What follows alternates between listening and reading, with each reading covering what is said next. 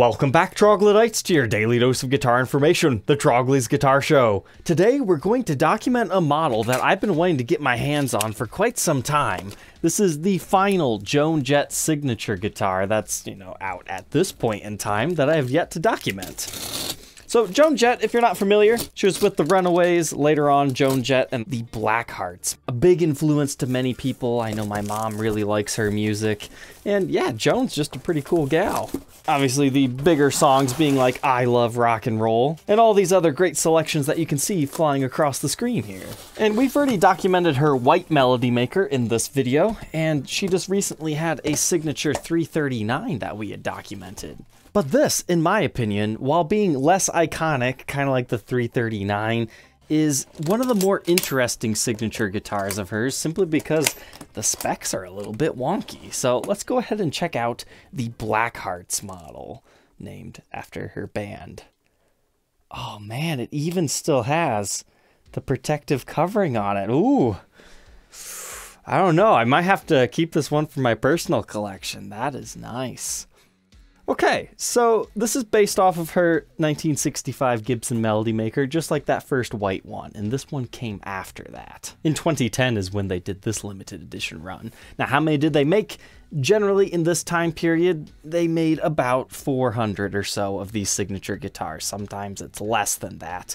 But I did not see any for sure numbers out there for this particular model. But essentially what they did is they took her white one, they stripped it all down to be black because she wanted this whole black color on the same vibe that has that 65 Melody Maker style body. Now these aren't exactly the same as those vintage Melody Makers, as I was telling you in that last video. Those ones, I call them the freaky fish shape because, they've got like the fish fin down here, and then the original ones come to a little bit more of a point down here. But I have always been a big fan of 65 Melody Makers. They are not traditional in the slightest, but they are so cool. I can see why she fell in love with the one that she did. And originally those things just had a single coil pickup, and obviously hers has been modified to have a zebra bobbin humbucker and a Nashville style bridge and tailpiece. If anything, this really does remind me a lot of the Michael Clifford signature Melody Maker. You can also check out that video right here. But besides the whole finish on this one, obviously what's most striking are inlays. So it's kind of like the Voodoo series with the red dot inlays that are acrylic plastics. And then check this out. 12th fret inlay for the whole Blackhearts theme. You've got two hearts that are black, just surrounded in a pearloid material. And of course we have her signature on the truss rod cover too. So it's just kind of one of those interesting signature guitars people don't talk about too often. I mean, it's not her most iconic one. It's a very take upon that, but I dig this thing. However, with this one being in such good condition, it still feels pretty new. Like, it's a complete satin finish. They didn't do any of the aging like they did on her first one. Like that white one had the worn finishes in certain areas. Now this one, it just looks like the sanding of the body was a little bit rough. So this was definitely kind of a rushed production just from looking at it on first impressions. Looks like we got a couple of pieces to our body, but we'll throw it on the workbench here in a minute. But I thought it'd be fun because I just happen to have the white one here with me today. We can look at them side by side. So here you can see what I was talking about, the worn in edges. That's all factory. Now there's a few dings on this one that, I don't think are factory, but I mean, I guess they could be. But this is what that first one looked like here. And sometimes you don't notice things that are different between models until you look at them side by side. Take a look at our headstocks. The original white one, the Gibson logo is much thinner, spaghetti Fender-like logo, whereas this one, it's bigger and more boisterous. That's interesting. You would never see that just comparing photos. They both have the ebony fretboards, it's just the inlays that are different. I kind of prefer the straight up dots, but from a limited edition standpoint, I like the red dots as well with the Blackhearts. As far as the kill switch, that's still there, same output jack location, but you'll notice the pickups are significantly different. Like, this is a worn, aged white finish, so naturally they're going to give it kind of an aged cream white bobbin on that one. Whereas this is a stark white, so it kind of stands out a bit more.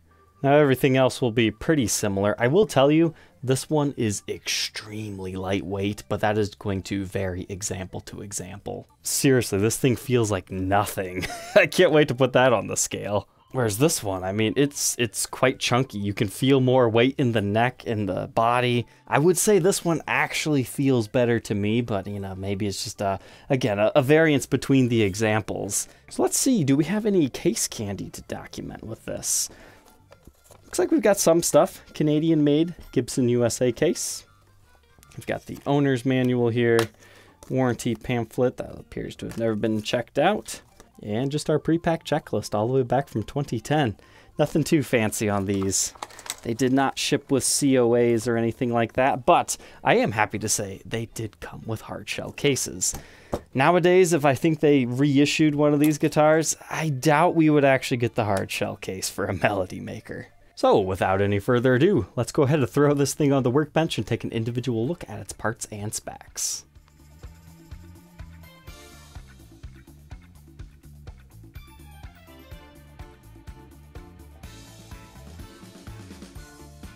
Ladies and gentlemen, I give to you one of the worst crafted Gibson guitars that I have ever seen, and I've taken apart a lot of guitars.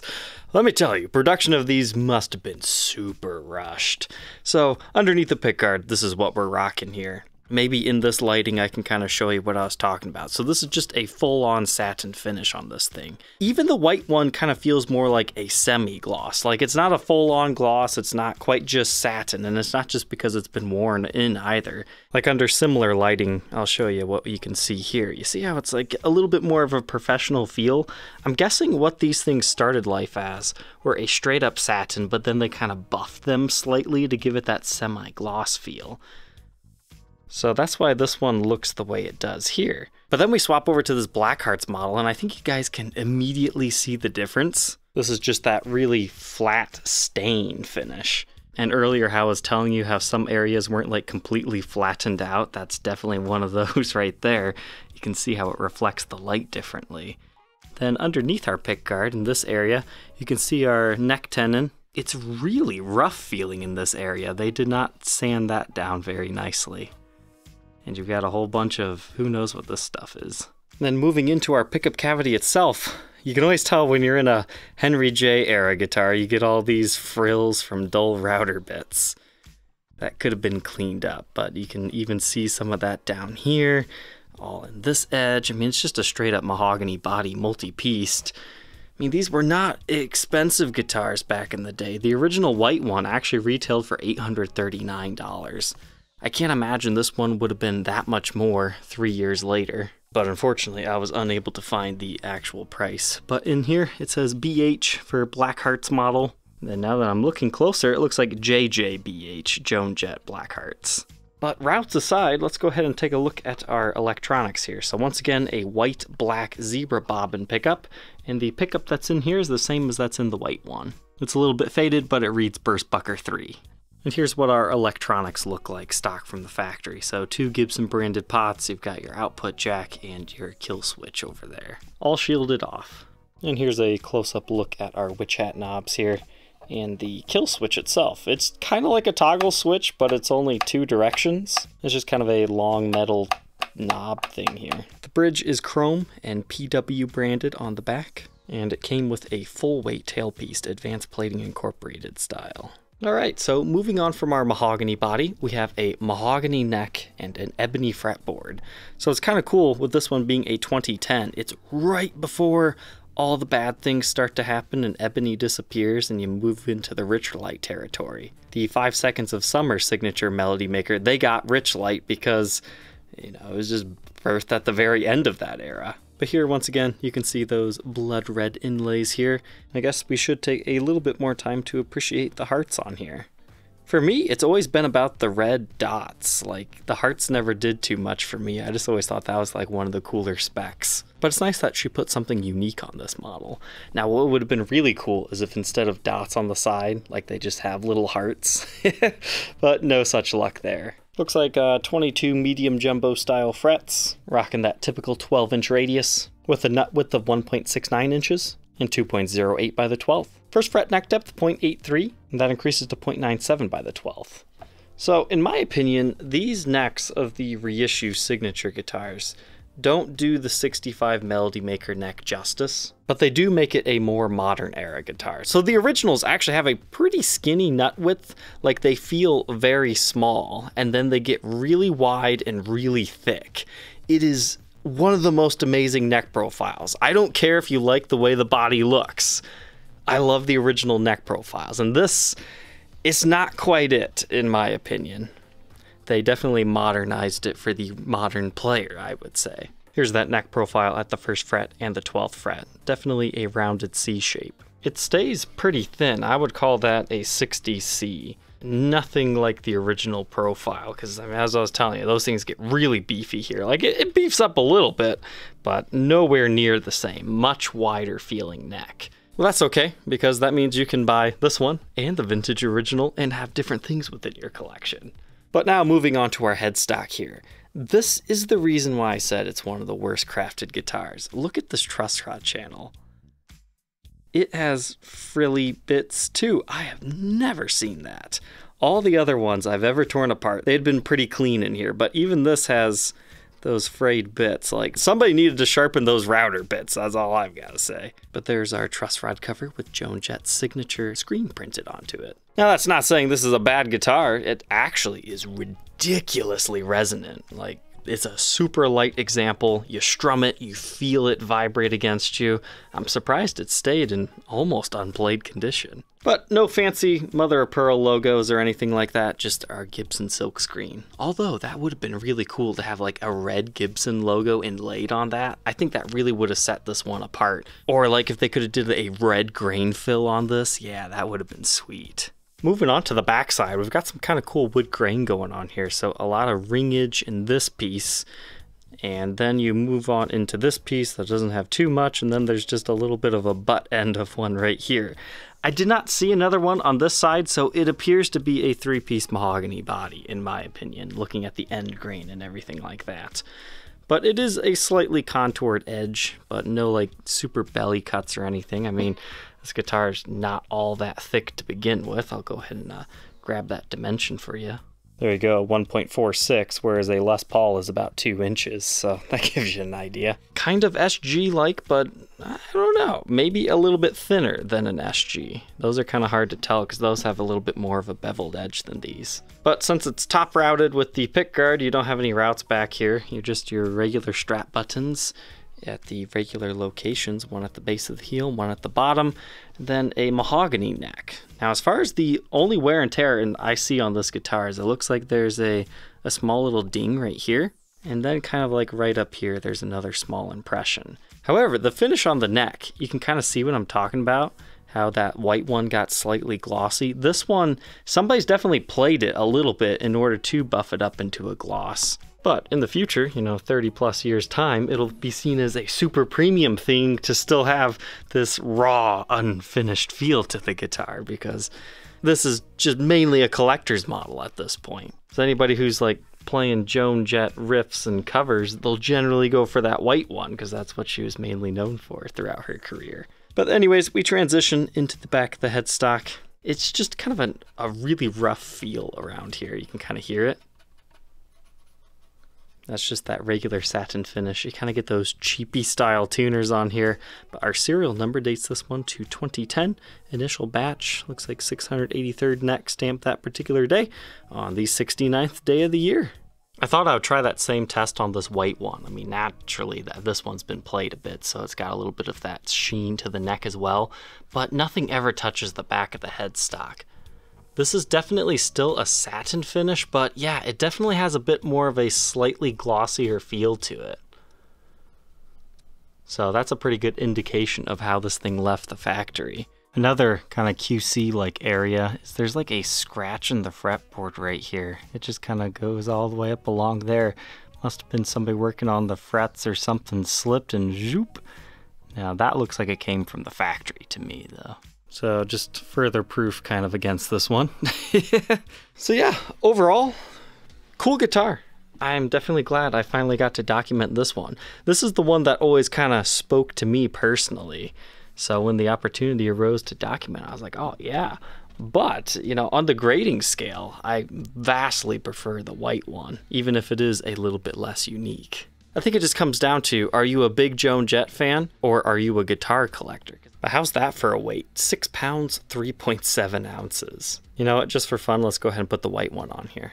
Almost a whole pound heavier, 7 pounds, 1 ounce. So let's go ahead and plug this in and hear how it sounds. All right, let's go ahead and go through the tones of this. It's just one pickup with a master volume, master tone, and a kill switch. So first, let's demo the kill switch. Perfect, let's move on. No, in all reality, the up position on these guys, it just cuts out the sound. So there's a few different ways you could use that. You could use it for like a stutter effect.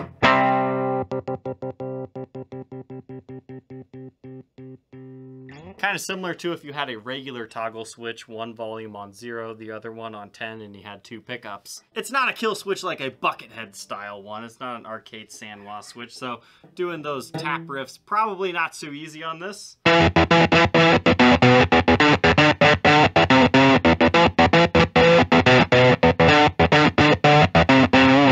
Not quite there, but you could toy around with it, or you can just use it as a turn your guitar off. You need to do some singing, not do some playing. So now let's try our bridge pickup out here.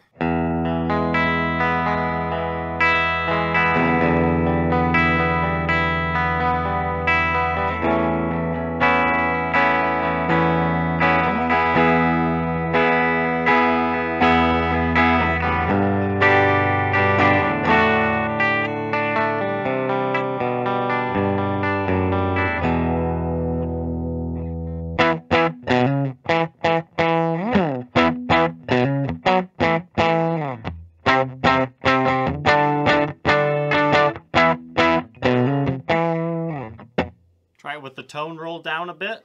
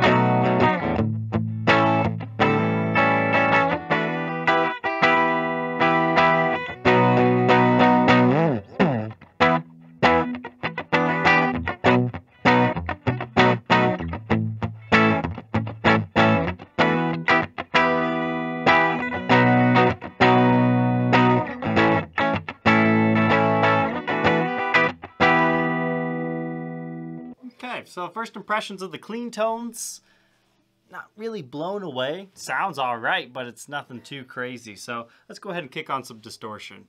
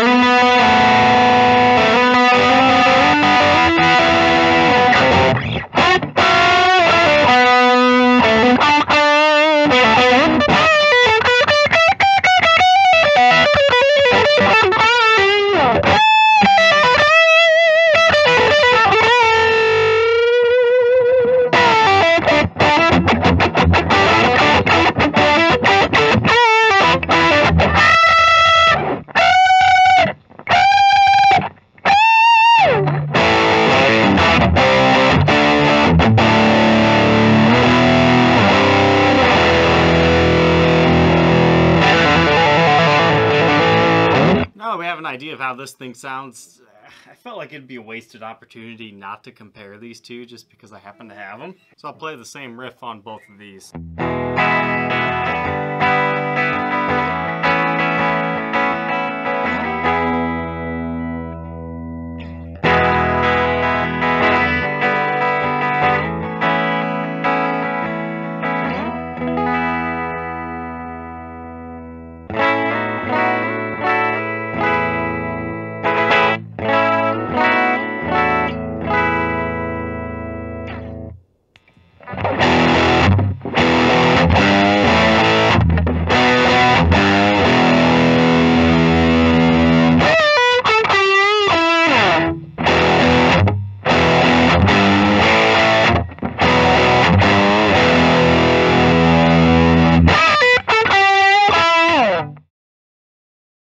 Now that we know all about the Joan Jett signature Blackhearts melody maker, what are my final thoughts on this thing? I wasn't really feeling this guitar all that much, but I'm glad I was able to document it. I definitely had a lot more fun with the white one. Now, in the comparison between the one I have in the room and this one, this has a way better setup, so it's really not fair to compare it. The action's a bit high on that white one, but that was mainly a collector's instrument, whereas this one was just professionally set up by a luthier before it was sent to me. So that's a huge difference there. But I did notice just a little bit of tonal differences despite having the same pickups within both of these guitars. This one has like almost a little bit more open airiness to it. I'm curious if it has to do with the woods that were used on these. This one being a denser mahogany and this one being a little bit more lightweight. Can you really go wrong with either of these if you're a Joan Jett fan? No, I mean, it's great. Pretty much the biggest difference between these guys really comes down to the color and a little bit on the type of the finish, you know, that small bobbin and what type of inlays you got. Otherwise, they are very similar guitars here. This one just feels much cheaper than this, like maybe it was a bit more rushed. But at the end of the day, this is now a collector's edition model. It doesn't matter if it was good or not from the factory. These things command a premium on the used market simply because they're rare and people want them within their collections. So would I personally own one of these for myself? I mean, as a collector's instrument, yeah, but just as one to play, I'd probably pass on this one. I think the 5 Seconds of Summer signature melody maker that was, you know, inspired off of these models that he used for so long just did this way better than this did. I mean, it had the very similar inlays on it. It just didn't have the hearts, and it had the Swamp Ash body on top of it too. So, I mean, if I had to choose between that and this, even though I'm not a 5 Seconds of Summer big fan, it's just a no-brainer for me. All right, Troglodytes, I hope you enjoyed tonight's episode. Don't forget to like, comment, and subscribe, and we will catch you tomorrow on the next episode. Take care.